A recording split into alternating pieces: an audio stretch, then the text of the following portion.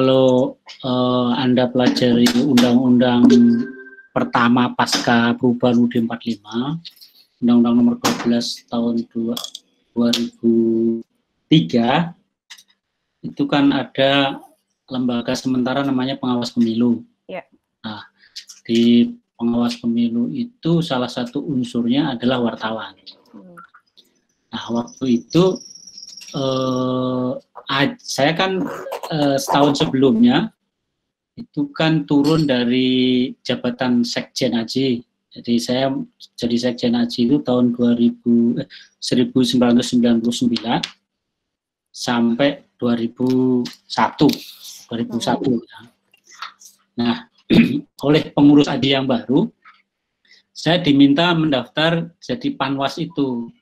Kenapa saya diminta? Karena ada kekhawatiran kalau AJI nggak mendaftar, nanti tempat itu akan diambil oleh pihak-pihak yang nggak jelas lah status kewartawanannya gitu, atau pihak-pihak yang mestinya tidak pantas duduk situ tapi mengaku-ngaku wartawan. Nah, dari situlah saya masuk. Waktu itu Ketua AJI, Mbak Ati Nurbaiti, itu redaktur pelaksana di Jakarta Post. Saya minta izin ke pemret.detik.com, Budiono Darsono. Nah, saya bilang, Mbak Ati, saya mau aja gitu ke sana, meskipun saya belum paham pekerjaannya apa ya. Tapi syaratnya Mbak Ati harus ketemu pemret.detik.com dan diizinkan saya gitu, sebab kalau saya izin sendiri saya nggak enak gitu.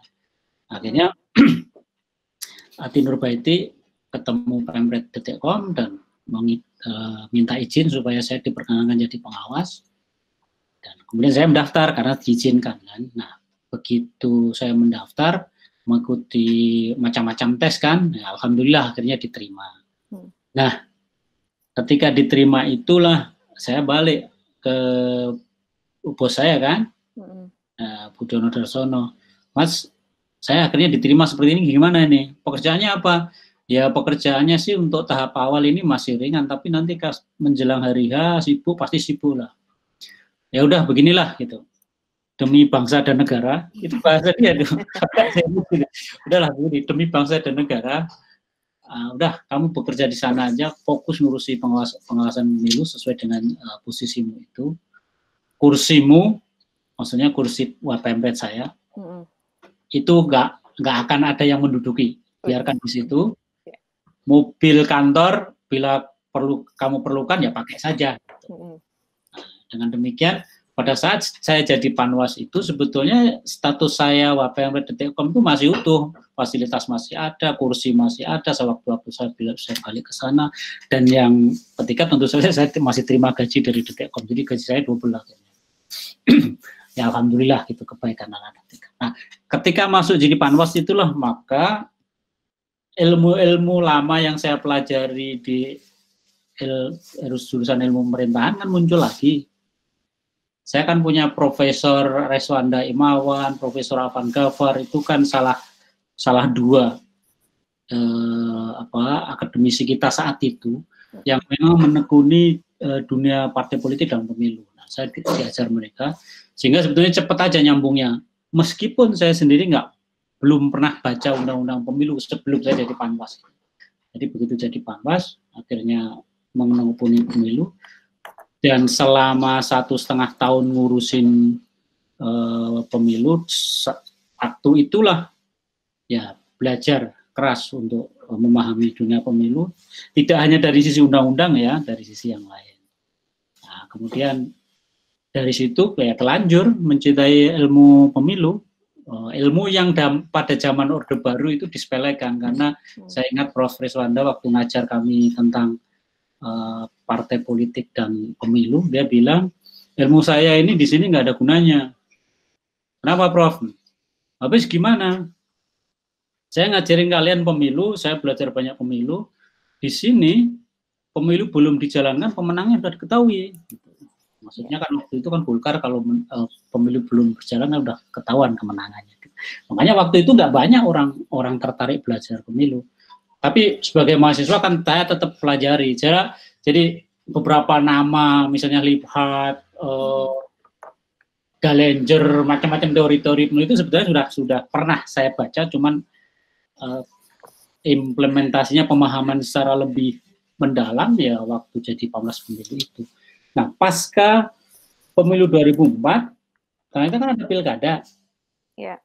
Nah, ada pilkada, waktu itu teman-teman ex-Panwas, terutama yang di Jakarta dan beberapa kawan di provinsi, itu ingin forum yang bisa bincang-bincang atau bahas tentang pilkada lah. Kenapa? Karena waktu itu kan pilkada barang baru. Ya. Kami membuat forum itu dalam rangka menyambut pilkada, namanya Perkumpulan untuk Pemilu dan Demokrasi. Perludem itu. Nah, awalnya sih memang hanya kangen-kangenan saja, diskusi ngalor ngidul, ngetan ngulon, terus bahas bagaimana pilkada, bedanya pilkada dengan pemilu, macam-macam lah ya, pokoknya sebetulnya lebih informal. Tapi lama-lama menjelang hari H, kita jadi serius. Kenapa jadi serius? Karena ada beberapa pihak yang minta kita atau diantara kita untuk menyeriusi ini. Maka kemudian Perludem menjadi serius. Dalam arti kita kembangkan menjadi lembaga yang memang mengkaji masalah-masalah pemilu.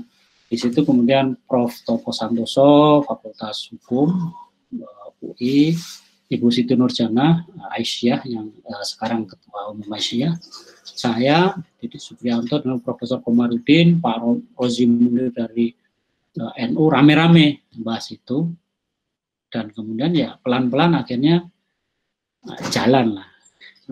Nah, di sela-sela kesibukan jadi wartawan ya tetap aja menekuni ini kan, kerjanya kan riset ya, banyak kan riset Perludem, jadi ya sebetulnya nggak banyak mengganggu. Lagi pula situasi saya di Detik waktu itu mengharuskan saya konsentrasi untuk proyek baru dan melatih wartawan muda kan. Jadi urusan teknis pemberitaan sehari-hari sudah nggak banyak terlibat. Urusan saya lebih banyak ke masalah mengembangkan proyek-proyek baru, mengurusin kasus-kasus yang dialami Detik, dan kemudian juga melatih. Jadi dalam situasi seperti itu saya punya banyak ruang untuk belajar terus memilih. Begitu ceritanya, sehingga sampai sekarang ya akhirnya udah terlanjur sayang gitu, ya udah ngurus pemilu terus-terusan lah gitu.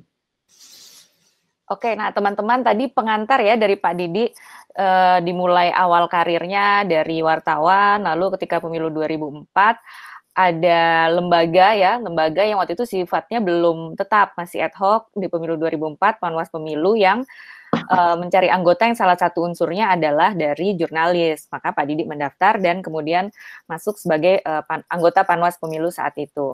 Nah teman-teman kalau ada yang mau bertanya silahkan, atau kalau mau ditulis pertanyaannya boleh. Jadi kalau dilihat di layar di ujung kanan itu ada simbol yang bentuknya seperti kertas, bisa diklik, nanti bisa tulis pertanyaan di situ, nanti bisa saya bacakan. Ada yang mau bertanya dulu? Kalau nggak ada, saya nanya lagi, supaya jangan saya aja yang nanya. Ada yang mau bertanya dulu, teman-teman? Kita di sini ada 13 orang. Ada Mas Andra, ada Mas Jainab, Mas Puja, Mas Roy, Mbak Teresia. Silakan kalau yang mau bertanya. Atau saya tanya lagi ya, Pak? Ya. Nah, Pak Didi, tadi kan sudah menjadi Panwas Pemilu tahun 2004. Lalu semenjak saat itu jatuh cinta ya sama ilmu pemilu. Nah, Pak Didi melihat pemilu Indonesia ya dari 2004 sampai ke pemilu terakhir 2019 itu seperti apa? Karena ketika banyak yang bilang ini proses menuju konsolidasi pemilu kita tuh proses menuju konsolidasi demokrasi gitu. Nah, apakah memang sudah mengarah ke sana? Nah, Pak Didi melihat pemilu Indonesia seperti apa? Ya, kalau dilihat gini, pemilu itu kan sesuatu yang kompleks. Ada pertarungan ideologi, perbuatan kekuasaan, perilaku pemilih, teknis manajemen pelaksanaan, dan lain-lain. Nah, untuk menyederhanakan bagaimana kita memahami pemilu, pemilu bisa kita lihat dari dua sisi. Satu sisi proses dan dua sisi hasil. Yang dimaksud dengan sisi proses itu adalah pelaksanaan tahapan-tahapan itu. Jadi mulai dari pembentukan daerah pemilihan, pendaftaran pemilih, pendaftaran partai politik peserta pemilu, pendaftaran calon, kampanye, pemungutan penghitungan suara, penetapan hasil dan pelantikan. Jadi ada 7 tahapan. Nah, ini sebetulnya kalau kita lihat dari waktu ke waktu, dari pemilu satu ke pemilu yang lain, itu prosesnya semakin baik. Ukurannya apa? Ukurannya adalah satu, semua warga negara yang punya hak pilih itu nggak terdiskriminasi, semua bisa menggunakan hak pilihnya. Ketika menggunakan hak pilih, dia cukup nyaman, tidak ada intimidasi, kemudian jaminan kerahasiaannya makin tinggi, kemudian proses proses penghitungan suara, otentitas suaranya semakin baik. Jadi dari sisi proses semakin baik. Meskipun belakangan kita menghadapi problem yang serius karena pemilu serentak legislatif presiden itu membuat pemilih kebingungan, yang sehingga angka suara tidak sah akan melonjak itu karena dia harus harus membawa 5 surat suara. Calon presidennya sih cuma 2, cuman calon anggota legislatifnya kan 400 lebih gitu. Jadi sebenarnya surat suara untuk pemilu DPR misalnya itu melonjak menjadi 17% misalnya. Itu karena kebingungan. Yang lebih tragis lagi adalah penyelenggaranya. Karena dia menanggung beban pekerjaan yang istilah saya unmanageable, maka akhirnya korban menjadi 500 orang meninggal. Sebetulnya soal unmanageable itu sebelum pemilu 5 kotak, pemilu 4 kotak pun sebetulnya sudah unmanageable. Cuman kan selama ini dianggap biasa-biasa saja gitu. Jadi ya kalau ditambah 1 saja akhirnya dampaknya jadi luar biasa. Itu kalau kita lihat dari sisi proses. Yang kedua dilihat dari sisi hasil. Hasil pemilu adalah orang-orang calon-calon terpilih yang duduk di lembaga pemerintahan, di legislatif maupun di eksekutif. Nah, kalau itu yang kita lihat, kita nilai, maka ada problem besar di sini. Pertama, pemerintahan di level nasional misalnya, zamannya Pak SBY JK maupun Pak SBY Budiono itu dalam bahasa ilmu politik kan disebut nggak efektif. Ya. Kenapa nggak efektif? Karena ada negosiasi sesama koalisi, karena ada pergantian kabinet yang terus-menerus, ada serbuan dari fraksi-fraksi, itu menjadi nggak efektif. Nah, itu kan berjalan juga pada saat Jokowi di periode pertama. Gitu.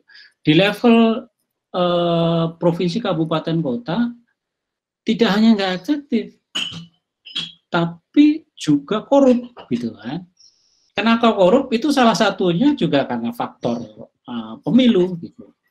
Pilkada misalnya disebut-sebut ada mahar, ada ini, ada itu, tapi yang menurut saya yang memusingkan adalah pada saat konfigurasi politik di DPRD tidak sama dengan eksekutifnya gitu. Bupatinya dari partai mana, fraksinya yang berkuasa di DPRD dari fraksi mana, itu nggak nyambung, sehingga proses pembuatan kebijakan di DPRD itu selalu diwarnai transaksi. Akibatnya jadi korup tadi gitu. Ini sehingga kemudian kan muncul istilahnya keluhan atau mungkin kadang-kadang sudah dalam taraf fatalistik gitu. Ya ngapain ikut pemilu kalau pemerintahnya kayak gitu, kalau ini bahaya. Makanya bagi kami sekarang orang-orang yang di concern ke isu pemilu ini melihat hasil ini yang lebih serius, harus kita lebih serius sih, supaya bagaimana pemilu itu menghasilkan orang-orang yang kapabel, menghasilkan pemerintahan yang efektif. Itu memang pekerjaan besar, karena sebagian orang percaya bahwa sistem itu nggak mampu menyaring itu, sebagian orang besar. Karena pada akhirnya itu diserahkan begitu saja kepada yang kita pilih ini orang baik apa orang nggak baik. Nah ini bisa diskusinya bisa panjang dan saya kira perlu dan teman-teman terutama di kampus ya mestinya lebih banyak konsentrasi di situ karena soal pelaksanaan tahapan ya sudah relatif baik. Tentu saja kita nggak bisa tinggalkan begitu saja, tapi ini sudah relatif baik lah. Harus lebih ke konsentrasi ke bagaimana rekayasa sistem pemilu sehingga menghasilkan pemerintahan yang efektif, pemerintahan yang baik. Dan ini bukan pekerjaan yang mudah. Ya. Sebab kita menggunakan sistem presidensial di negara kesatuan. Betul, negara kita kan kesatuan. Di presidensial itu kan pemilunya 2 kali. Ada pemilu legislatif, ada pemilu eksekutif. Kalau di parlementer kan sederhana, pemilu parlemen saja, legislatif saja, nanti partai yang menguasai mayoritas parlemen membuat pemerintah. Nah, kalau kita kan legislatif dan eksekutif sama-sama dipilih oleh rakyat. Ini kombinasi bagaimana menciptakan pemerintahan yang efektif sekaligus saling kontrol itu bukan pekerjaan yang mudah. Yang kedua, kita di negara kesatuan dan sistem presidensial di level nasional itu ternyata diduplikasi di provinsi, di kabupaten kota, sehingga ada keruwetan. Bagaimana membuat pemerintahan secara horizontal antara eksekutif, legislatif di tingkat nasional, lokal, dari provinsi, kabupaten, kota, pemerintahnya konkuren ya, artinya presiden atau kepala eksekutif terpilih didukung oleh mayoritas parlemen, tapi pada saat yang sama memikirkan bagaimana supaya secara vertikal pemerintahan ini bukan sebaris ya, seideologi, sekoalisi lah gitu ya. Anda bayangkan pada zaman SBY presidennya Demokrat, Gubernur Jawa Tengah PDIP, Bupati Pekalongan Golkar. Itu secara ideologi kan susah itu. Nah, yang bisa menyelesaikan masalah-masalah pengambilan kebijakan kan akhirnya transaksi. Nah, itulah PR besar kita. Bagaimana membuat pemerintahan efektif di setiap level dan kita harus konsentrasi ke sana. Ayo apalagi? Oke Pak Didi. Nah jadi teman-teman tadi itu ya kalau dari Pak Didi melihat pemilu Indonesia dari segi proses dan hasil. Kalau dari sisi proses sudah lebih baik dari pemilu ke pemilu. Tapi bukan berarti kita tidak tidak menaruh perhatian lagi pada proses pemilu kita, tapi yang juga tidak kalah penting adalah hasilnya, bagaimana hasil pemilu ini bisa mengefektifkan sistem presidensil, sebagaimana putusan MK 55 juga menyebutkan hal demikian. Nah Pak Didi, ini ada pertanyaan Pak dari Mas Roy Hamrain. Makasih Mas Roy. Ini terkait tugas Pak Didi yang baru sebagai anggota DKPP. Pertanyaannya adalah, apa visi misi Pak Didi dalam menciptakan penyelenggara pemilu yang berintegritas? Karena kita lihat sekarang ada penyelenggara pemilu yang terbukti melanggar kode etik, tapi masih bisa diselamatkan oleh DKPP lewat putusan terselubung, yaitu peringatan tertulis, peringatan ringan, peringatan keras, dan peringatan keras terakhir atau istilah yang lain. Ya, sebetulnya nggak ada visi misi pribadi itu. Sebetulnya yang visi misinya DKPP yang harus kita jalankan, menegakkan kode etik penyelenggara pemilu. Tapi terus terang secara pribadi, saya nggak ingin DKPP ini jadi momok, ditakuti oleh penyelenggara pemilu, khususnya KPU ya, KPU dan jajarannya. Sebab kalau itu yang terjadi, itu juga nggak bagus. Kalau petugas di lapangan dikit-dikit khawatir, dikit-dikit takut, itu malah nggak jalan itu. Makanya bagaimana DKPP bisa menjaga kode etik, tapi pada saat yang sama tidak membuat petugas teman-teman KPU dan jajarannya itu selalu serba khawatir. Karena memang ada, ini karena pekerjaan teknis ya, ada banyak hal yang kadang-kadang tidak diatur, memerlukan keberanian atau diskresi di lapangan misalnya. Hal kayak gitu ini. Nah, yang kedua, kalau soal putusan itu terselubung nggak terselubung, ya itu kita lihat proses persidangannya ya.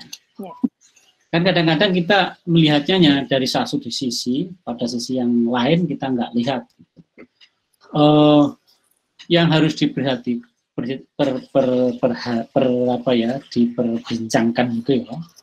Di kasus kode etik itu mestinya kita konsentrasinya adalah bagaimana membuat penyelenggara pemilu bekerja sesuai dengan aturan main yang ada. Nah, itu bukan hal yang mudah. Nah, kalau dari sisi bagaimana penegakan hukum itu kan sebetulnya prinsipnya sederhana. Ada 3 level masalah hukum. Satu, kejahatan, itu yang paling berat. Kedua, kelalaian. Ketiga, kebodohan. Orang bodoh nggak bisa dihukum, ya kan? Orang lalai bisa dihukum. Cuman hukumannya harus dilihat sejauh mana itu sampai terjadi, itu dengan sengaja apa enggak, ada faktor-faktor yang tidak mungkin dipecahkan pada saat terjadi apa enggak, itu di persidangan kode etik menjadi penting. Tapi kalau orang penyelenggara pemilu sudah punya niat jahat, nah itu yang jadi masalah. Niat jahat itu misalnya mencuri suara, itu udah niat jahat. Yeah. Kalau niat jahat itu diaktualkan, ya jadi kejahatan kan. Nah itu yang harus dihukum. Hukumannya memang harus berat kalau misalnya terbukti ya. Tapi kan bukan hal yang mudah itu bagi DKPP untuk menyelesaikan masalah itu. Kalau saya lihat dari data sementara ya, banyak kok aduan-aduan itu yang memang nggak perlu disidangkan. Ya. Itu masalah sederhana. Atau banyak hal yang memang sudah diselesaikan gitu. Misalnya salah hitung. Salah hitung itu kalau sudah bisa diselesaikan, sudah dibenarkan, ya udah. Ya. Kelalaian yang sudah dikoreksi, ya sudah, nggak apa-apa itu. Itu proses undang-undang ini kok mewadahi itu gitu loh. Makanya itu kan perhitungan berjenjang, bukan kontrol selalu ada, supaya kalau ada orang lalai kecapekan lah itu segera bisa diperbaiki sehingga hasilnya nggak berubah. Nah tapi kan beda juga kalau bukan kelalaian, orang kejahatan, ada kesengajaan, mencuri suara supaya calon yang lain menang atau calon yang lain kalah. Nah itu yang harus dihukum gitu loh. Tapi kalau sebuah kelalaian dan kemudian bisa dikoreksi, ya ngapain harus dipecat? Ngapain harus ditegur keras? Kan sudah dikoreksi. Itu yang kadang-kadang banyak teman-teman pemantau juga, teman-teman pengawas, bukan nggak paham ya, nggak menyadari situasi itu. Jadi sebuah kesalahan yang dikoreksi, ya tegurannya nggak perlu keras, kan dia sudah mengakui kesalahannya, kan sudah dikoreksi, gitu loh. Sehingga nggak mengubah hasil kan, itu. Kecuali kalau kesalahan nggak dikoreksi dan itu ada niat jahat, ya itulah yang jadi masalah. Gitu. Oke gitu. Pak Didi, itu ya tadi ya. Jadi level tadi ya itu saya tertarik Pak, level tadi ada kejahatan, ada kelalaian dan ada kebodohan. Nah. Terus Pak Didi ini ada 2 pertanyaan, saya gabung dulu ya Pak. Ada pertanyaan dari Mas Andra Kartomo Atmojo. Ini terkait Bapak ketika menjadi dulu sebagai jurnalis. Ketika media sosial menjadi salah satu medan polarisasi politik, jurnalis pun ikut terseret di dalamnya. Apakah mengekspresikan pandangan politik di media sosial bisa dibenarkan bagi jurnalis? Itu yang pertama, Pak. Yang kedua, Assalamualaikum Pak Didi, ini dari Pak Puja Sutamat. Salam kenal, semoga amanah dan semoga DKPP semakin bersahabat tanda petik dengan sesama penyelenggara pemilu. Apakah setuju dengan kalimat tersebut, Pak Didi? Terima kasih. Amin. Yang terakhir, betul Pak, saya nggak ingin DKPP jadi momok penyelenggara. Ya. Tugas DKPP adalah menegakkan kode etik. Dan itu bukan hal yang mudah. Karena apa? Pelaksanaan teknis di lapangan itu banyak faktor yang mempengaruhi kerja teman-teman. Hanya kalau kita menemukan niat jahat dan niat jahat itu berhasil kita buktikan, itulah yang DKPP harus keras memberi sanksi. Gitu. Tetapi kalau itu kelalaian dan apalagi kalau kelalaian itu sudah dikoreksi, ya udah selesai sebetulnya masalahnya gitu. Jadi Pak, saya nggak pengen DKPP jadi momok penyelenggara yang lain karena fungsi kode etiknya. Nah, soal pertanyaan Andra. Jurnalis Pak, apa? Andra itu saudara saya itu, famili saya. Orang di Blora sana gitu. Ini memang problem serius. Ini saya kasih cerita kasus saya ya. Ya, Pak. 2005 Facebook mulai berkembang di Indonesia. Ya. Saya termasuk gelombang pertama yang langsung bikin akun Facebook. Kami kan kerja di dunia internet, kayak itu masih cepat lah gitu. Udah asik 2004 2005 lah ya. Nah, sampai suatu saat ketika Facebook sudah mulai populer, banyak orang ini, saya posting pendapat pribadi, ya posting ngetik aja. Intinya kira-kira ngeritik SBY lah, ya, pemerintahan SBY. Nah, pada saat itulah kemudian saya di-replay banyak teman. Salah satunya, pantes, salah satu yang membuat saya sesak ya. Pantes Detik.com nyinyir, bukan bahasanya bukan nyinyir. Detik.com memusuhi SBY. Pemretnya aja kayak gini pendapatnya. Nah, itulah yang kemudian menyebabkan saya kembali diskusi di teman-teman AJI. Jadi di teman-teman AJI waktu itu ada perdebatan. Kita boleh nggak wartawan memiliki akun? Kemudian kita tarik pengalaman di Amerika, New York Times itu dan beberapa koran besar lainnya melarang wartawannya memiliki akun media sosial. Bahkan sampai sekarang ada yang larang itu masih dilakukan. Nah, waktu itu kita di AJI berdebat, kenapa sih nggak boleh?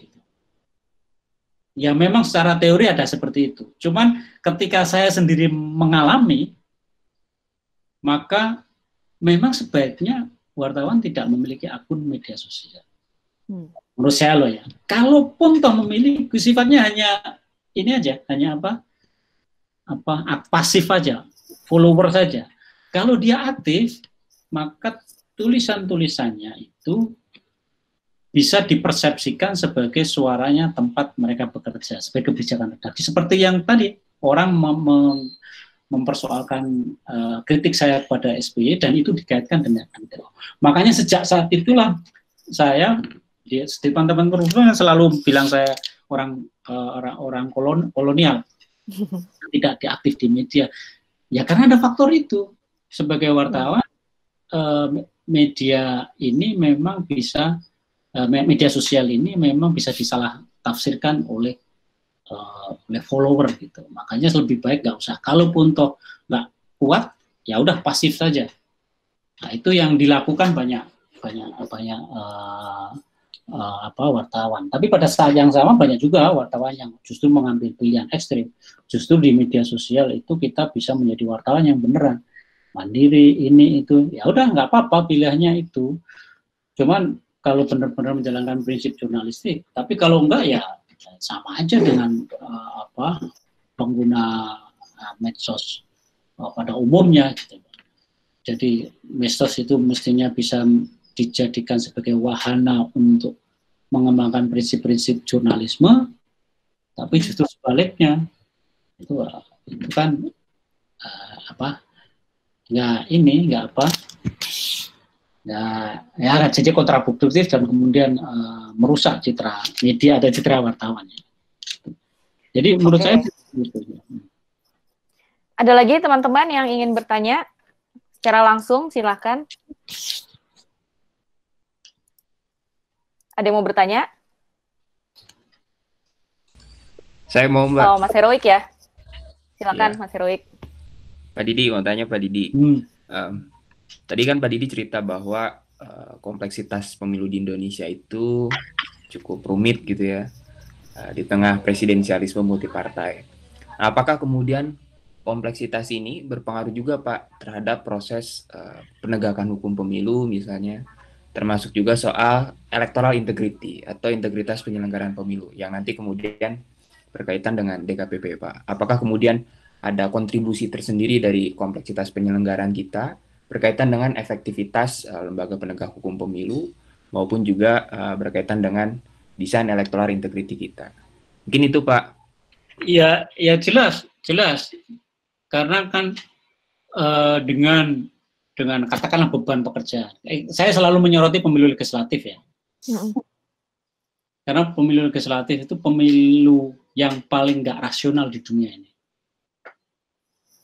Kalau kita memakai proporsional tertutup, di mana pemilih hanya memilih gambar, itu bolehlah 3 atau 4 surat suara itu tidak menguntungkan.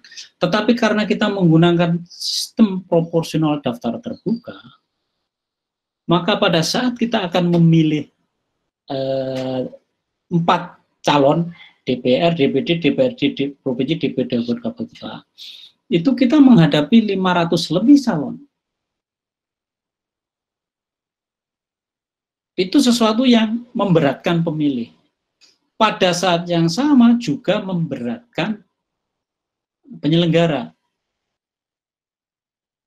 Ngitungnya sederhana saja, karena pemilu legislatif itu dibarengkan 4 lembaga, maka KPU harus mengadakan dan mendistribusikan, mencetak dan mendistribusikan 700 juta lembar surat suara yang terdiri dari 2.000 lebih varian. Karena kan setiap dapil surat suaranya beda. Dapil kabupaten ada berapa, dapil provinsi ada berapa, dapil nasional ada berapa, kemudian dihitung secara nasional ada, saya nggak tahu persisnya tapi sekitar 2.000 lebih lah. Nah, itu sebetulnya pekerjaan yang unmanageable. Kenapa unmanageable? Karena ada batas waktu surat suara dicetak sampai surat suara jatuh ke sampai di TPS. Itu kan ada limitasi waktunya. Kalau itu nggak ada limitasi waktunya sih nggak masalah gitu. Padahal kita tahu dari sisi geografis kan Republik ini kan wilayahnya macam-macam, gunung punya, pantai punya, sungai punya, samudra punya. Jadi bukan sesuatu yang gampang. Makanya ketika hari H pemilu itu selalu saja terjadi surat suara nggak sampai, surat suara rusak sampai tapi rusak, surat suara sampai tapi tertukar. Dan jumlahnya kan kemarin melonjak lagi. Dibandingkan dengan 2014, 2019, jumlahnya melonjak lagi. Padahal secara manajemen sudah diperbaiki dari pemilu ke pemilu. Tapi karena ini pekerjaan yang unmanageable, maka selalu itu terjadi. Dan inilah yang kemudian menimbulkan persoalan hukum. Siapapun yang merasa dirugikan oleh dampak pekerjaan yang sangat besar volumenya itu, ya pasti mencari keadilan. Kalau surat suara tidak datang pada waktunya, maaf ya, di Papua itu sudah biasa, sehingga si pemilihnya juga memaklumi, tidak perlu marah gitu, karena kondisi geografis seperti itu. Tetapi kalau di Bantul misalnya, di IY, ada surat-surat tertukar, ngamuk itu. Apalagi kalau sempat dicoblos. Kan harus pemungutan suara ulang. Pemungutan suara ulang itu juga energi. Sementara kemudian adanya pemungutan suara ketika surat suara tetap dipakai, orang atau pemilih atau calon kan menyalahkan petugasnya. Nah, jadi kalau kita bisa mengurai, menyederhanakan jadwal penyelenggaraan pemilu, itu sebetulnya menurut saya sih 50% persoalan administrasi dan penegakan hukum itu sudah bisa berkurang. Itulah sebabnya kenapa Perludem, saya dan beberapa kawan di Perludem, itu ngotot betul tentang pemilu nasional, pemilu daerah itu. Karena itu format pemilu yang paling ideal. Jadi di pemilu nasional surat suaranya cuma 3. Di pemilu daerah surat suaranya 4. Dengan surat suara 3 dan 4, bagi pemilih itu memudahkan untuk memberikan suara, bagi penyelenggara juga meringankan beban di pemilu legislatif selama ini. Gitu. Nah, dengan demikian prosesnya kita harapkan bisa, karena ada perencanaan lebih baik, karena beban pekerjaan yang lebih ringan, sehingga ketika dilaksanakan itu jauh lebih smooth gitu. Nah, efeknya yang kita harapkan adalah masalah-masalah yang kemudian berdampak ke pelanggaran, ke integritas petugas itu bisa berkurang. Dan saya yakin betul itu, karena dalam banyak hal katakanlah surat salah hitung itu kan lebih karena faktor kelalaian atau faktor ketidaksengajaan gitu. Nah, itu juga karena faktor kelelahan gitu. Makanya itu bisa kita hindari gitu. Dengan demikian, kalau pekerjaannya memang manageable, kemungkinan terjadinya pelanggaran itu juga bisa dicegah, bisa diminimalisasi, sehingga masalah-masalah hukum nggak perlu bermunculan. Dan DKPP nggak ada kerjaan, itu bagus. Gitu. Pengawas pemilu nggak ada pekerjaan, itu juga bagus. Gitu. Toh nggak perlu nyari-nyari pekerjaan, gitu. Memang nggak ada pekerjaan. Gitu. Begitu, Woy. Begitu, Mas Heroik. Teman-teman, saya mau tanya dong. Mbak Titi ya? Iya. Kamu tanya apa? Ya, silakan Mbak Titi. Iya, pakai earphone. Di dalam. Ini si Paris lagi nih. Saya mau tanya soal konsep ini kan di banyak lembaga negara yang ada, etik itu kan menjadi institusi yang internal melekat gitu ya. Jadi DKPP adalah institusi yang sangat khas karena dia menjadi institusi yang berdiri sendiri. Nah, bagaimana sih membuat agar DKPP sebagai satu kesatuan institusi penyelenggara pemilu itu tidak rebutan kewenangan dengan KPU maupun Bawaslu? Misalnya, bagaimana melimitasi keterlibatan DKPP di dalam proses pelaksanaan pemilu? Karena di banyak lembaga lain, lembaga etik itu pasif, jadi dia menunggu ada perkara baru dia sidangkan, dan itu pun kebanyakan sifatnya tertutup begitu ya. Di beberapa negara yang saya melakukan studi, penanganannya pun dilakukan secara tertutup, tapi memang kredibilitas anggota etik yang menanganinya itu sangat tidak diragukan, sehingga orang apapun keputusan etiknya akan menaati begitu. Nah, tetapi saya perhatikan makin hari DKPP ini makin intens masuk ke ranah teknis kepemiluan, bahas penundaan pilkada ikut, bahas ini ikut gitu. Nah, menurut Pak Didi, mungkin Pak Didi nggak mau jawab ya, tapi bagaimana sih membedakan antara bahwa ini domainnya etik, ini domainnya pengawas, ini domainnya pelaksana. Karena 3 pilar penyelenggara ini jelas tupoksinya gitu. Jangan kemudian demi harmoni, demi kebersamaan, kekeluargaan, batasan-batasan otoritas ini malah menjadi tidak jelas gitu. Akhirnya diajak masuk DKPP-nya ke dalam teknis pelaksanaan pemilu gitu. Gitu Pak Didi. Ya sebetulnya kamu aja jadi anggota DKP. Gini apa?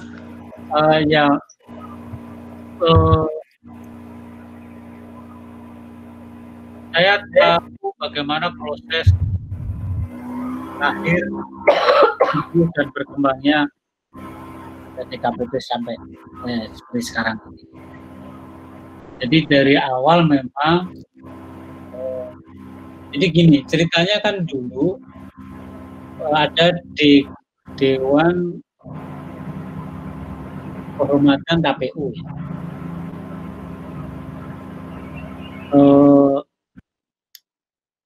Nah, itu yang apa? Yang menjadi cikal bakalnya DKPP. Waktu ketika masih Dewan Kehormatan KPU, itu memang ada hal-hal yang membuat orang marah. Karena waktu itu DKKPU ini menurut Undang-Undang 12 2003 itu kan yang membentuk KPU.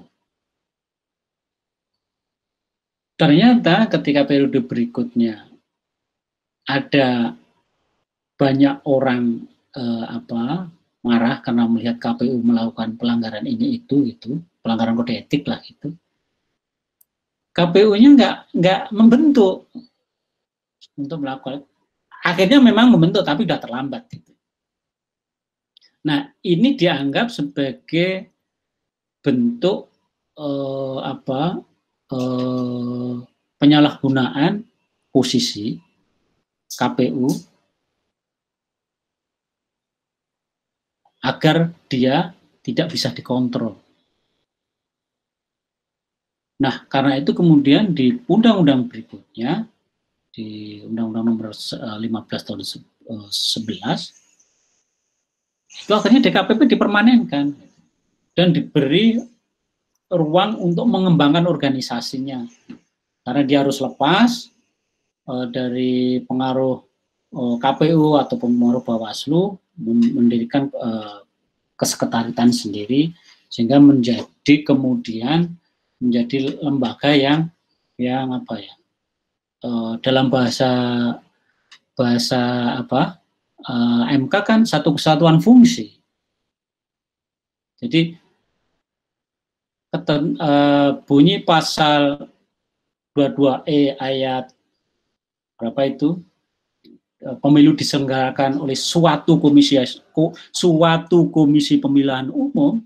Ayat 5. Ya, ayat 5 ya. Suatu komisi pemilihan oleh MK ditafsirkan posisi fungsi itu setara. Posisinya setara. Jadi KPU akhirnya tidak sendirian, tapi dia didampingi Bawaslu, kemudian didampingi lagi oleh DKPP, maka sehingga kemudian DKPP ini menjadi lembaga yang besar, dan kecenderungan lembaga besar kalau fungsinya terbatas, kewenangannya terbatas, ya akan cari-cari pekerjaan. Itu yang dialami oleh Bawaslu, itu juga yang dialami oleh DKPP gitu. Jadi saya bisa mengerti kenapa banyak orang komplain, terutama kawan-kawan yang paham koridor pemilu ya, artinya tahu bagaimana manajemen pemilu dilakukan, tahu aturan main yang jelas, itu memang melihat Bawaslu maupun DKPP ini sudah telanjur menjadi organisasi besar. Karena telanjur menjadi organisasi besar, sementara kewenangannya terbatas, energi ini kan harus disalurkan. Maka banyak orang bilang, termasuk saya, Bawaslu itu kerjanya mencari-cari. DKPP juga tidak lepas dari tuduhan itu. Nah, ini kan soal setting kelembagaan yang menurut saya kurang pas pada saat MK bilang satu kesatuan fungsi itu, yang kemudian ditafsirkan sejajar, setara, sama hebat kewenangannya gitu loh. Makanya jadinya ya ada problem kelembagaan seperti ini. Gitu. Nah, ini juga tantangan bagaimana itu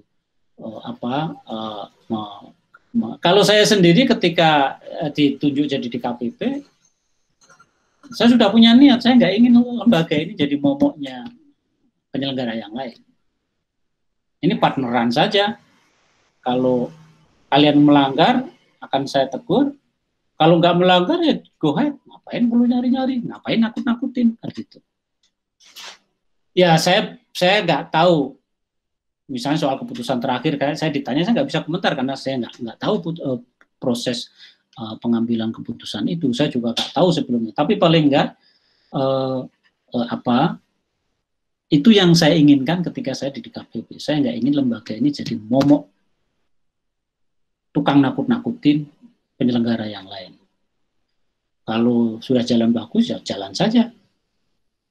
Kalau memang ada pelanggaran kode etik, ya kita tegakkan. Kalau orang lalai dan lalainya sudah dikoreksi, ya bagus itu. Tapi kalau ada orang sengaja mencuri suara, ya harus dihukum, kan itu. Kelihatannya sih sesempil itu, tapi meskipun nanti teknis pelaksanaannya juga nggak sesempil itu. Begitu, Bu. Ini jadi baik, teman-teman lain. Iya boleh, Mbak Titi, silakan. Enggak, udah nih sangat jelas. Udah. Ya, jadi ini memberikan roadmap kita yang lebih tegas. Dan memang saya kira di revisi Undang-Undang Pemilu yang akan datang, penataan soal kelembagaan penyelenggara pemilu ini harus betul-betul dilakukan dengan serius. Karena kalau pengalaman saat revisi halo? Ya, putus-putus Mbak, saya dengarnya putus-putus. Ya, oke.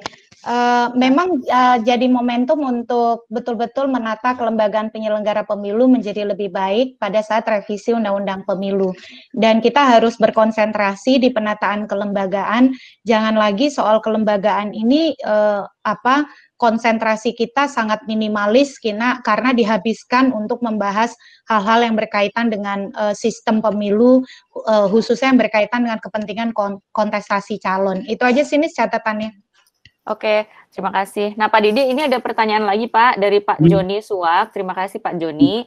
Bagaimana mengontrol calon dari partai politik yang di beberapa kasus menyebabkan kode etik bagi penyelenggara pemilu?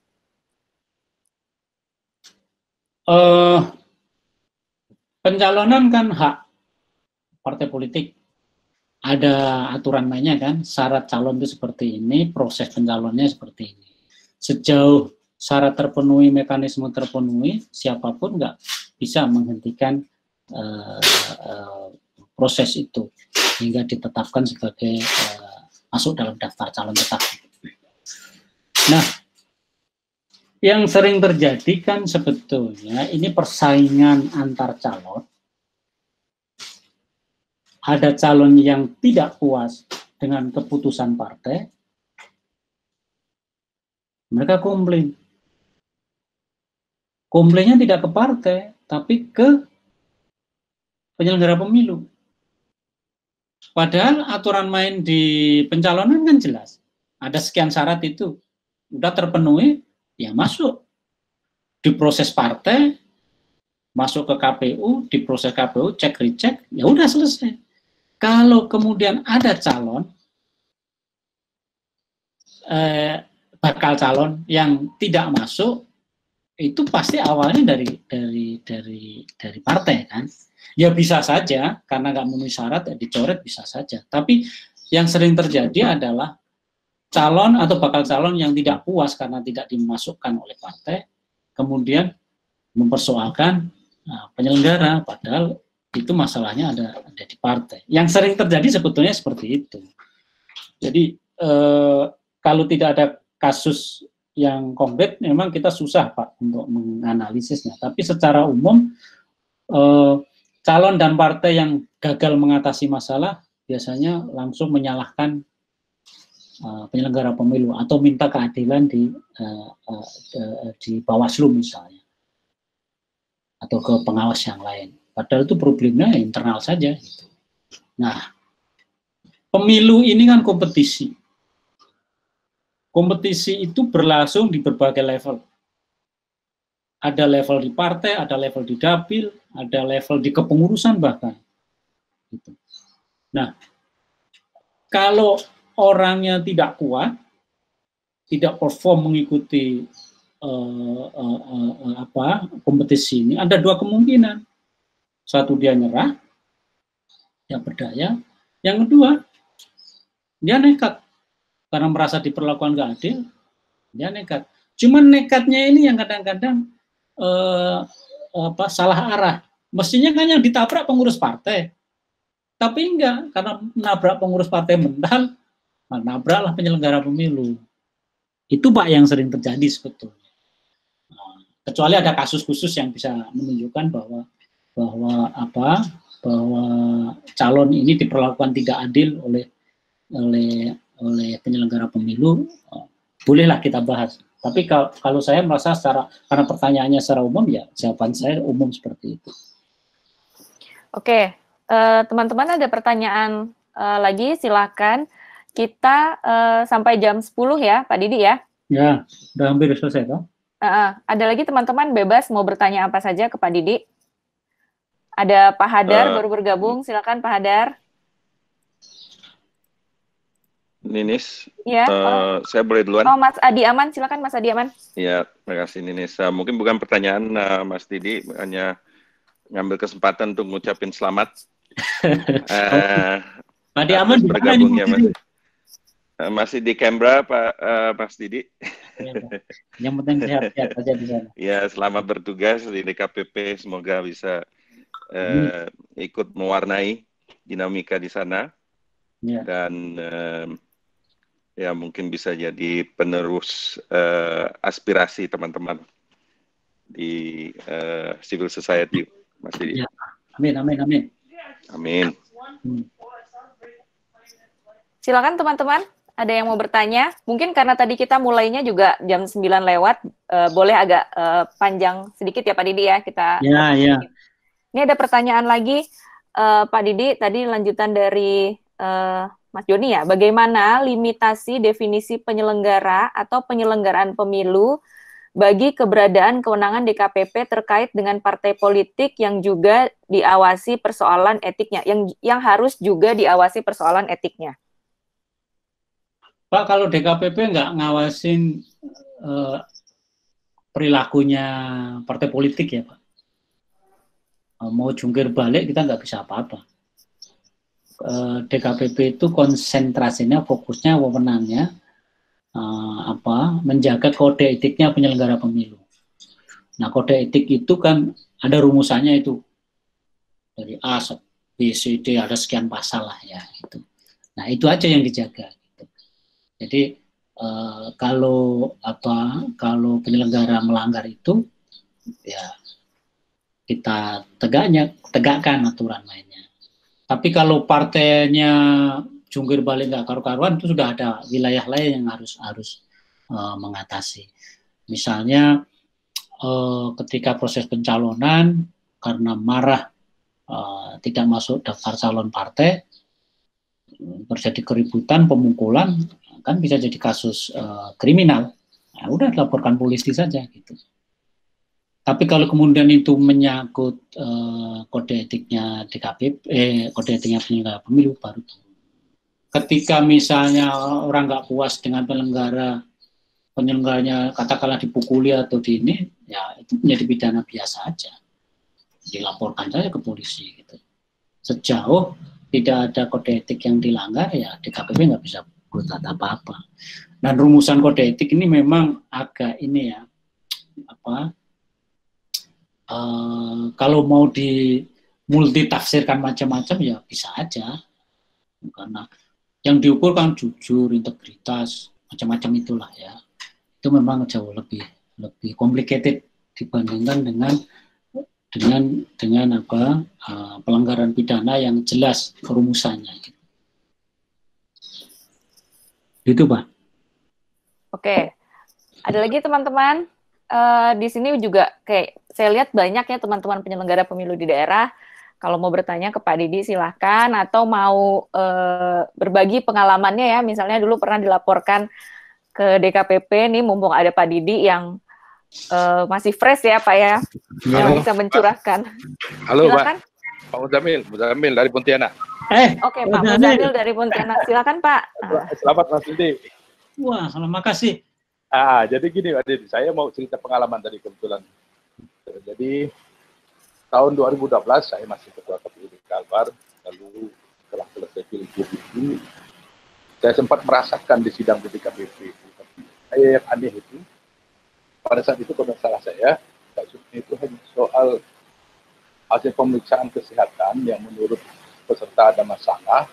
Lalu pada suatu saat saya diminta untuk jadi narasumber di satu tempat gitu, yang kebetulan hadir para peserta. Lalu mereka tanya berdasarkan kasus umum bahwa calon yang menurut mereka tidak sehat. Tapi saya bilang bahwa KPU itu hanya menerima hasil yang di tim kesehatan yang ditunjuk oleh II. Nah, pada saat itu saya katakan bahwa memang kita berharap semua calon itu sehat. Tapi kalau memang ID sudah mengatakan bahwa hasil pemeriksaan kesehatannya itu, saya kira lalu terakhir saya sambil bergurau ngomong gini, kan kita bukan mau nyari astronot, ini mau cari kepala daerah. Nah, Pak Didi, bayangkan saya dilaporkan hanya gara-gara ngomong soal kita bukan mau nyari astronot, dan saya disidang di DKPP. Mungkin ini tak ada dengar, saya tahu cerita setelah selesai baru saya cerita. Tak ada cerita apa-apa gitu. Nama saya direhabilitasi. Maksud saya adalah, masa cuma begini aja masuk dalam sidang DKPP. Ini mungkin jadi catatan Pak Didi, bahwa ada hal-hal yang tadi temeh-temeh itu yang tak masuk akal, yang bukan apa coba. Saya cuma ngomong gini, di satu forum sebagai ketua KPU Kalbar pada tahun 2012. Saya katakan bahwa kita ini sedang mencari kepala daerah, kita bukan sedang mencari astronot. Kalau Bapak-Bapak mau tidak ada orang yang sakit, tidak ada, itu cari astronot. Tapi kalau kepala daerah itu karena umurnya sudah 50, 60, tentu ada. Jadi saya kira itu sekedar masukan. Saya yakin Pak Didi, karena saya pernah jadi anak buah tahun 2004. Ya, saya ingat cerita itu Pak. Saya ketika Titik cerita soal itu saya ketawa juga. Itu kan sama dulu kan kita pernah di Panwas. Iya Pak.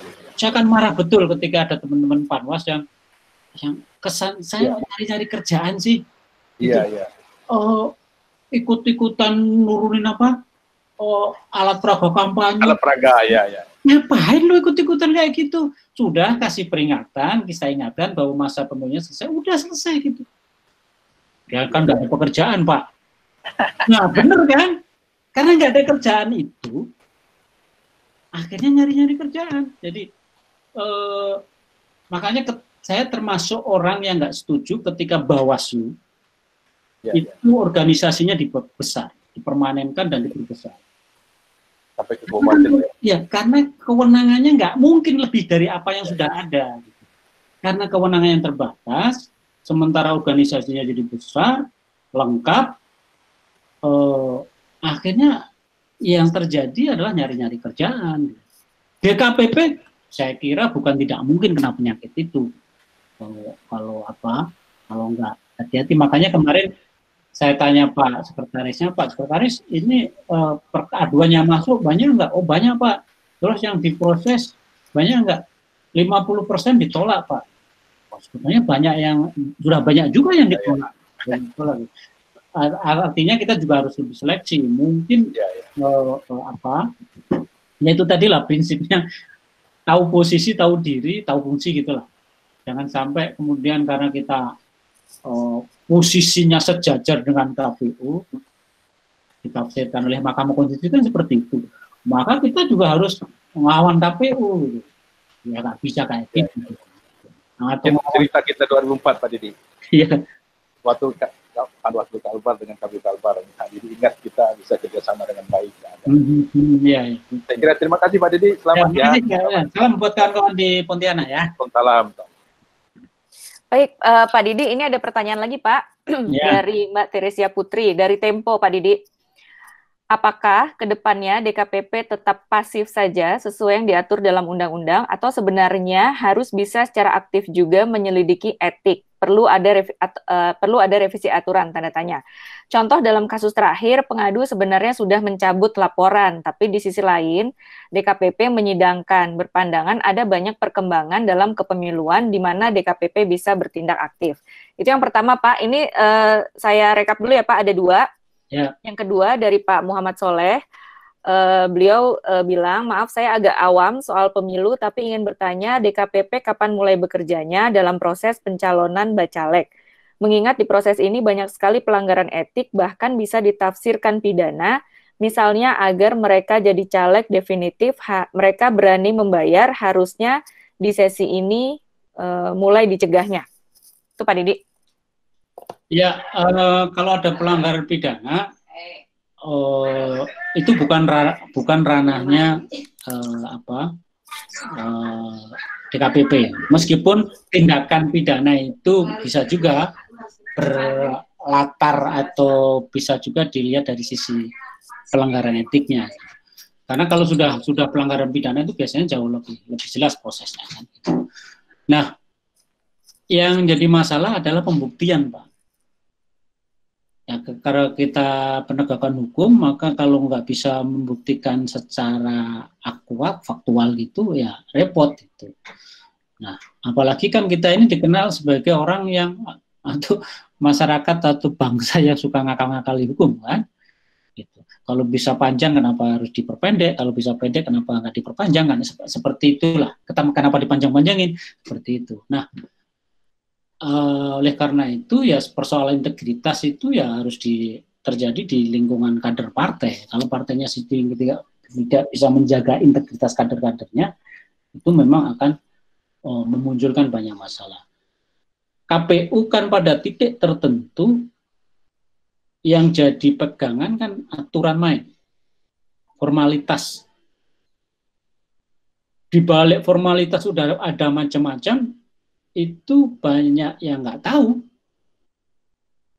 Kalau si A diajukan oleh partai B, kemudian syarat-syaratnya terpenuhi, kan KPU kan jedok saja. Bahwa si A menyogok katakanlah pengurus partai B, ya nggak ada yang tahu. Kecuali Anda bisa membuktikan. Itu jadi masalah. Nah, pembuktian ini kan barang yang susah. Gitu. Nah, DKPP posisinya adalah menunggu. Kalau ada pelanggaran, dilihat, laporan dilihat, diperhatikan, diproses, dan dijalankan. Nah, undang-undang kan sudah jelas DKPP harus pasif ya. Saya nggak mau komentar soal masalah yang putusan terakhir ya, putusan terhadap anggota KPU RI.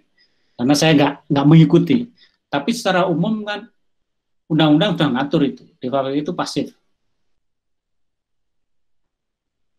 Karena itu kalau kemudian aktif, dia menyalahi undang-undang. Gitu. Punya intensi harus menyelidiki ini itu sudah melampaui batas yang digariskan oleh undang-undang. Kalau saya sih posisinya seperti itu. Makanya saya bilang, saya nggak mau DKPP ini jadi momoknya penyelenggara pemilu yang lain. Biasanya momok itu seperti itu. Maju dikit biar kelihatan gagah, maju dikit biar kelihatan galak. Kemudian sudah terlanjur biar kelihatan galak, dikomentarikan kan ini, cuman gagah-gagahan saja. Akhirnya jadi gagah beneran. Oh, cuman galak-galakan saja. Akhirnya jadi galak beneran. Itu kan celaka gitu. Mencelakakan banyak orang gitu. Orang yang nggak berbuat jahat dianggap berbuat jahat, dinilai berbuat jahat sehingga dikasih hukuman yang setimpal dengan dugaan kejahatan itu. Itu kan merusak masa depan orang. Nggak boleh seperti itu. Ya, urusannya memang tidak segampang yang saya sampaikan oleh karena itu ada proses persidangan, ada pengaduan bukti-bukti. Sejauh yang saya rasakan di tempat lain, saya dulu aktif di Dewan Pers ya. Proses persidangan di Dewan Etik itu memang tidak berat-berat amat gitu. Banyak diskusinya lah, banyak diskusi ya, lontaran-lontaran adu bukti itu bisa dimanage dengan santai gitu. Ini kan berbeda dengan di lembaga peradilan kan, yang harus pakai toga, harus ini, harus itu, sehingga akhirnya terjebak ke formalisme. Gitu. Oke. Baik Pak Didi. Nah tadi Pak Hadar mau bertanya, silakan Pak Hadar. Terima kasih. Selamat pagi Mas Didi. Selamat ya untuk terpilihnya jadi anggota DKPP. Terima kasih Pak Hadar. Pokoknya ya, hubungannya. Baik tentu mudah-mudahan bisa membantu meningkatkan kualitas pemilu kita melalui peran Mas Didi dan kawan-kawan di DKPP. Amin. Ya. Nah, saya ada pertanyaan terkait dengan penundaan pilkada ini. Kelihatannya arahnya ada penundaan sampai 1 tahun, mungkin arahnya ke sana. Ya. Saya duga bahwa pelanggaran kode etik mungkin menurun. Saya duga ya karena kegiatan. Ya. Walaupun tentu masih ada. Nah, disinilah pertanyaannya. Menurut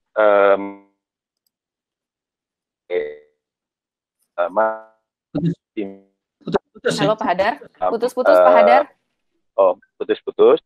Maaf ya. Pak Hadar. Oke, sekarang gimana? Ya. Silakan Pak Hadar. Ya. Sekarang bagaimana? Oke, lancar. Oke. Nah, pertanyaan saya adalah pelanggaran kode etik seperti apa yang menurut Mas Didi masih berpotensi timbul dalam suasana penundaan ini. Kemudian yang kedua, tentu DKPP perlu terus bekerja untuk tetap memproses apakah ada rencana untuk melakukan model persidangan jarak jauh. Saya kira itu 2 pertanyaan. Sekali lagi selamat bekerja Mas Didi. Terima kasih Pak Hadar. Ini pertanyaan buat orang DKPP, mestinya buat orang yang baru, bukan orang yang baru masuk DKPP. Gini Pak Hadar, saya dengar, saya belum pernah menyaksikan. Saya dengar dari teman-teman sekretariat DKPP kalau nggak salah yang model konferensi itu sudah dipraktekkan. Cuman sejauh mana frekuensinya, intensitasnya, saya nggak sampai ke sana. Gitu. Nah, yang pertama tadi potensi pelanggaran kode etik di masa jeda ini kira-kira apa?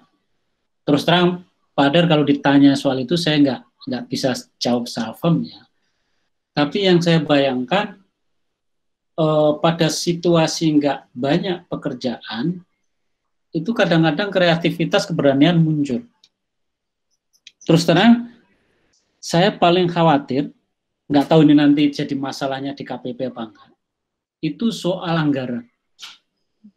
Ini kan anggaran ini kan nanti sebagian sudah turun, mungkin sudah cair, mungkin sudah ditransfer, tapi yang sudah ada ini harus dikembalikan, karena kan beberapa tahapan kan sudah berjalan, kan masih berjalan, kemudian tiba-tiba berhenti. Nah, itu yang kompleksitas mengelola anggaran itu, harus mengembalikan berapa, harus sampai di mana, itu yang saya kira bisa membuka ruang untuk terjadinya pelanggaran kode etik. Makanya saya kemarin kalau nggak salah waktu sidang itu ada beberapa catatan dari Pak Menteri Dalam Negeri masalah dari pihak Bawaslu minta supaya Menteri Dalam Negeri bikin aturan main yang clear soal pengelolaan anggaran yang terutama yang sudah cair tapi belum digunakan. Itu gimana mekanismenya? Karena kegiatan pencalonan juga praktis berhenti, kok saya belum melihat akan banyak masalah di sana, Pak Hadar. Kan sekarang ini kan lebih ke mengurus pencalonan perseorangan ya. Nah, soal dukungan itu, tapi karena itu berhenti ya, mungkin ya belum ada muncul masalah yang terkait dengan itu, karena nggak ada pekerjaan kan seperti itu. Kira-kira seperti itu Pak Hadar. Terus terang Pak Hadar mungkin nggak memuaskan jawabannya karena saya sendiri lagi mendalami apa sih pekerjaan saya jadi di KPP nanti gitu. Seperti itu. Oke, teman-teman lain ada yang masih mau bertanya? Silakan. Ada yang mau bertanya? Des, kalau tidak ada, saya mau ada pertanyaan terakhir. Oke, silakan Mbak Titi. Ya, mungkin resep saja ya, karena Pak Didi itu ya pertama kenapa Bapak menyukai isu kepemiluan? Walaupun tadi dianggapnya karena keterusan ya, tetapi apa sih yang menarik dari pemilu itu sendiri? Yang kedua, menurut Bapak apa yang paling perlu kita tata dari pemilu kita? Kan kita banyak problem nih, tadi soal integritas dan lain sebagainya Pak Didi sudah sampaikan. Tetapi yang paling itu yang mana sih Pak? Yang paling krusial, yang betul-betul mempengaruhi kepemiluan kita. Ini diskusi akademik ya. Dan yang ketiga, gimana sih resepnya kok produktif banget nulis gitu. Makasih Pak Didi. Silakan Ya, Pak Didi. Karena pekerjaan saya nulis ya, nulis terus. Saya kan nggak seperti kamu. Kamu harus pekerjaan ini, harus ngajar, harus ini. Saya nggak ngajar, nggak ada. Ya kerjaannya nulis ya, tulis lah. Terus yang apa tadi, Tik? Apa yang harus ditata di pemilu kita, Pak? Ya kan sebetulnya sudah sering kita diskusikan ada problem kelembagaan. Tapi menurut saya problem kelembagaan ini tidak akan tuntas diselesaikan kalau kita belum pasti dengan schedule pemilu 5 tahunan ini. Jadi ini kan masih dalam perbincangan nih. Apakah pemilunya mesti seperti 2004 serentak 5 kota itu, atau 7 kota sekaligus, atau nasional lokal, atau nasional provinsi kabupaten. Itu kan pilihan-pilihan yang diberikan oleh MK untuk dipastikan oleh pembentuk undang-undang. Nah, kalau itu sudah ada kepastian dari pembentuk undang-undang, maka itu akan mudah mengatur yang lain. Ya, mengatur yang lain. Masalah kelembagaan, terus masalah manajemennya akan lebih tertata lah. Gitu. Makanya ini harus kelar dulu. Nah, lepas dari masalah itu adalah pertanyaan banyak orang, masyarakat luas adalah kita ini ikut pemilu setiap 5 tahun milih, tapi pemerintahnya begitu-begitu saja. Nah ini pertanyaan yang substantif sebetulnya dan nggak gampang jawabnya. Rekayasa pemilu harus dilakukan, pendidikan pemilih harus dilakukan, penguatan bukan penguatan istilahnya, demokratisasi partai juga harus jalan, dan ini saling mengkait. Karena saya menekuni ilmu pemilu, maka sesuai dengan kegemaran dan dalam tanda petik otoritas saya, yang saya utak-utik ya di pemilunya. Silahkan orang bikin undang-undang partai, undang-undang keuangan partai, yang menurut Anda itu bisa membuat partai transparan, partai demokratis gitu. Itu silakan saja. Tapi bagi saya yang paling penting adalah bagaimana menciptakan sistem mesin pemilu yang bisa mendorong partai menjadi yang ideal tadi. Itu kan lebih karena saya menyukai ilmu pemilu gitu. Kenapa itu saya lebih percaya bahwa sistem pemilu lebih memiliki kekuatan untuk mendorong partai lebih demokratis, lebih dewasa daripada hanya membuat norma-norma partai dilarang ini, partai dilarang itu. Itu yang saya bayangkan sebagai orang yang mengenal pemilu. Nah, ya terus terang kalau jawab pertanyaanmu, kenapa saya suka ilmu pemilu? Ya mungkin karena ilmu yang lain nggak paham gitu.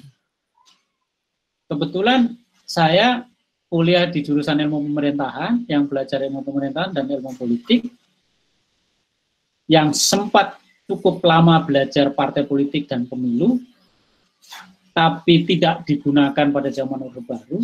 Begitu zaman reformasi muncul, ilmu-ilmu itu bisa dikembangkan, bisa diaplikasikan, bisa disimulasikan, dan itu yang menariknya. Ya misalnya kita diskusi soal ambang batas. Kemarin partai kan mau naik terus ini kan, 2,5%, 3%, 4%. Kemarin ada yang cita-cita 7%, bahkan mungkin ada yang 10%. Nah, silakan saja gitu. Gimana konsekuensinya kan harus mereka hitung juga gitu. Kalau 10% berapa partai yang akan masuk kan.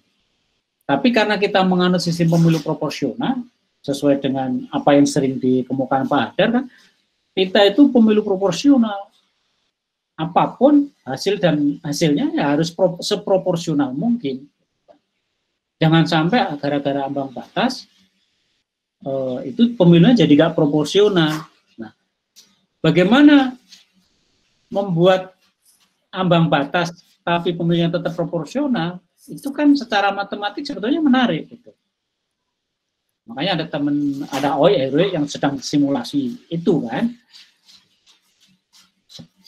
Ya soal ketertarikan seperti itu sih, jadi saya juga nggak ngerti gitu.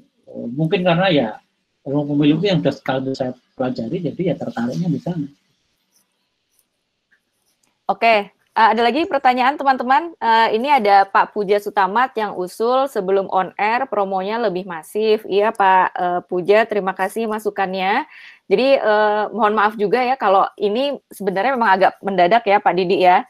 Karena awalnya kita ingin buat seri diskusi pemilu gitu ya. Nah, tapi di awal karena Pak Didi baru menjadi anggota DKPP dan ternyata banyak juga yang ingin kenal sama Pak Didi, jadi kita bikin dulu Q&A dengan anggota DKPP yang baru, Pak Didik Supriyanto. Jadi baru diputuskan tuh kita mau bikin Q&A ini kemarin sore Pak Puja, jadi memang agak mendadak.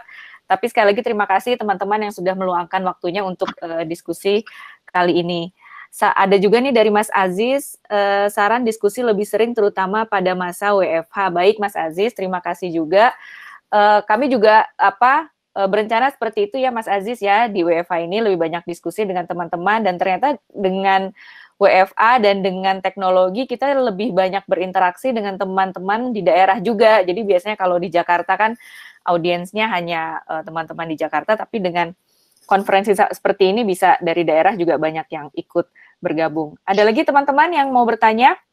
Oh iya, gimana Pak? Apa Pak Didi, silakan. Nis, kamu promosikan juga dong. Kita punya program kuliah pemilu. Iya, kita rencananya mau bikin serial memahami pemilu teman-teman. Jadi mungkin belum bicara pemilu yang rumit-rumit, mulai dari yang ringan-ringan gitu ya. Pemilu dan demokrasi, soal konstitusi, soal yang ringan-ringan dulu ya, serial memahami pemilu. Kalau teman-teman punya ide kira-kira apa hal yang perlu dibahas di serial diskusinya Perludem tersebut, bisa disampaikan ke kami, nanti insya Allah akan kami buat ya kontennya. Ada lagi yang ingin bertanya, berkomentar? Pak Didi, ada lagi Pak? Ya, melanjutkan kamu ya. Jadi kita membayangkan nanti, ini kan waktu mungkin 2 bulan ke depan, ya moga-moga nggak lebih lama lagi lah. Kan banyak di rumah. Betul. Ya, kita sempat kepikiran untuk membuat serial memahami pemilu lah ya. Jadi lebih sistematis gitu dari filosofinya pemilu kaitannya dengan demokrasi, kemudian turunannya bagaimana pemilu direkayasa oleh sebuah sistem, sampai kemudian yang teknis bagaimana penegakan hukum di lapangan. Nah, kita akan bikin diskusi itu, saya sih usulnya setiap 2 hari sekali, cuma nggak tahu Ninis atau Titi atau yang enggak. Gitu. Jadi mungkin ada 1 jam untuk bahas setiap 2 hari sekali, sehingga ruang yang kosong ini, mumpung kita di rumah ya, banyak diskusi yang lebih sama-sama belajar, memahami pemilu, sehingga ya kita nggak kaget-kaget amat kalau ada pengamat bilang gini, kalau ada politisi bilang gini, kalau ada pengamat yang ngakunya pengamat tapi salah itu, kalau ngomong pemilu kita bisa ngetawain juga. Soalnya saya sering lihat TV, banyak orang mengaku pengamat tapi ketika ngomong pemilu meleset gitu. Yeah. Dan kita bisa ngetawain orang, kadang-kadang bahagia juga. Gitu. ini nggak enak banget, nggak enak banget nih motifnya nih. Tujuannya. Iya, soalnya yang kita ketawain orang-orang yang keminter gitu loh. Iya, tapi memang sampaikan ini WFH kalau berdasarkan kebijakan DKI Jakarta, saya sih warga Tangerang Selatan ya, katanya sampai 19 April. Memang bisa lebih dioptimalkan untuk bisa sharing.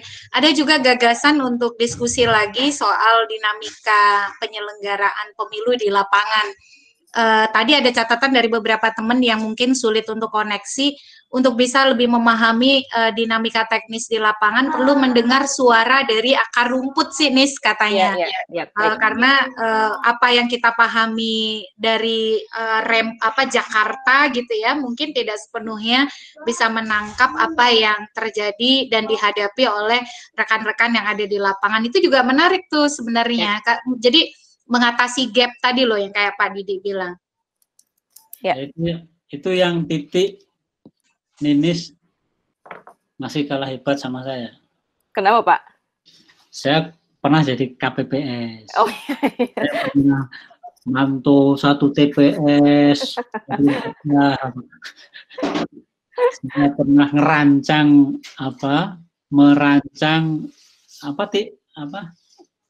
dulu tuh pedoman pelaksanaan pemungutan dan penghitungan suara. Ya memang asik. Masalah di lapangan itu kadang-kadang di luar apa yang kita bayangkan, termasuk teman-teman pemantau kadang-kadang ekspektasinya terlalu besar pada teman-teman petugas di tengah sekian banyak keterbatasan yang harus dialami. Iya. Itu yang kadang-kadang membuat bagi teman-teman petugas kan, lu mah tinggal ngomong doang, kita yang jalanin. Iya, jadi teman-teman, Pak Didi ini pernah jadi KPPS ya, anggota atau ketua, Pak? Anggota aja, jangan usah ketua. Masa anggota jadi ketua. Ya, dan itu jadi kesombongan tersendiri buat beliau, bahwa menurut dia karir penyelenggara itu harus mulai dari bawah.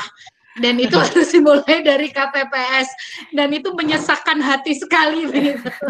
Pak Didi ini pernah jadi anggota KPPS, pernah juga menjadi anggota pengawas TPS ya, Pak? Iya, pengawas lapangan. Pengawas lapangan. Nah, jadi ketika Pak Didi masih terkaget gitu ya loh menjadi anggota DKPP, Pak Didi bilangnya, saya ini lebih paham kerjaannya KPPS ya Pak ya. Itu bercandanya Pak Didi. Ini ada saran lagi Pak Didi dari Mas Aziz Medi, saran untuk kuliah kepemiluan bisa di Telegram agar materi terdokumentasi dan pesertanya lebih banyak. Baik, terima kasih Mas Aziz. Teman-teman, terima kasih banyak yang sudah meluangkan waktunya untuk diskusi dengan Pak Didi kali ini. Pak Didi, terima kasih. Selamat bekerja. Sorry, ya, itu ada satu pertanyaan dari Pak Abdul Razak, Nis. Abdul Razak. Iya. Mungkin sebagai pertanyaan penutup. Maaf, Pak Didi, satu lagi nih, Pak. Dari Pak Abdul Razak, saya ingin tanya soal dugaan pelanggaran kode etik penyelenggara pemilu, terutama dari Papua. Paling banyak dilaporkan ke DKPP, sudah diputus, dilaporkan lagi, diputus DKPP, dilaporkan lagi, berulang-ulang. Apakah perlu ada treatment khusus untuk Papua ini? Silakan Pak Didi. Pak Razak, saya nggak tahu kasusnya ya, saya juga nggak tahu masalah yang Pak Razak sampaikan, karena kan saya baru gitu ya, jadi saya harus pelajari. Tapi memang saya mendengar, berdasarkan laporan tahunan, memang banyak kasus pelanggaran kode etik yang ditangani oleh DKPP melalui tim pemeriksa daerah TPD. Iya, TPD dan di PPWA TPD-nya itu paling banyak pekerjaannya karena memang banyak laporan. Nah, tapi saya nggak ngomongin kasus ya, karena saya nggak tahu, belum mempelajari semuanya. Tapi kalau kita memang bicara Papua, saya jadi ingat diskusi soal pilkada asimetris gitu kan. Ya kalau mau pilkada asimetris disesuaikan masing-masing daerah, memang Papua saya kira karena dia bukan kebetulan, karena dia otonomi khusus, maka soal kekhususan itu juga harus kita pertimbangkan, sehingga itu menjadi bagian dari bagaimana kita mengatur pemilihan pejabat-pejabat publik di sana. Kan DIY kekhususannya gubernur ditetapkan, tidak usah dipilih. Di Aceh ada partai lokal. Di DKI ada putaran kedua.